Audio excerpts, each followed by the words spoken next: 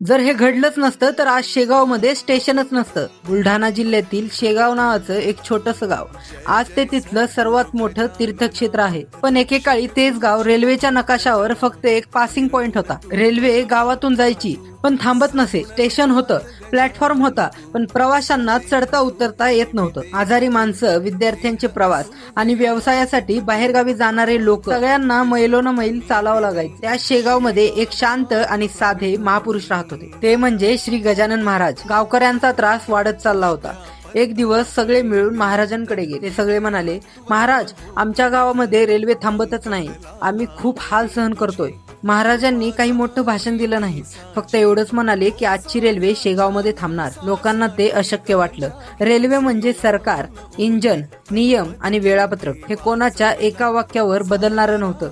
संध्याकाळच्या वेळी स्टीम इंजिनचा आवाज दूरवरूनच ऐकू आला. दूर, शिट्टी आणि प्रचंड वेगाने रेल्वे शेगावकडे येत होती. गावकरी घाबरले, कारण रेल्वे कधीच थांबली नव्हती. तेव्हाच गजानन महाराज शांतपणे रेल्वे लाईन जवळ उभे राहिले. ना मंत्र ना ओरड, फक्त त्यांनी एक हात वर केला आणि त्या क्षणी वेगाने धावणारं इंजन हळूहळू वेग कमी करून महाराजांच्या समोर येऊन थांबलं. ड्रायव्हरने ब्रेक लावले नव्हते, रुळात बिघाड नव्हता आणि इंजिनमध्येही काही दोष नव्हता. आणि तरी सुद्धा रेल्वे थांबली आणि घाबरलेला ड्रायव्हर खाली उतरला. गावकऱ्यांनी त्याला सांगितलं की हे आमचे गजानन महाराज आहेत. ड्रायव्हर महाराजांच्या पायावर डोकं टेकून म्हणाला, तुमच्या आज्ञेशिवाय ही रेल्वे पुढेच जाणार नाही. महाराजांनी हळूच हात खाली घेतला आणि म्हणाले, आता जा. त्या क्षणी इंजिन पुन्हा सुरू झालं आणि रेल्वे पुढे निघून गेली. त्या घटनेनंतर शेगावला नियमित रेल्वे थांबा मिळाला आणि पुढे चालून ते मोठं स्टेशन बनलं. विज्ञान याचं उत्तर देईल की नाही माहित नाही, पण त्या दिवशी एका महापुरुषाने लोखंडालाही थांबवून दाखवलं.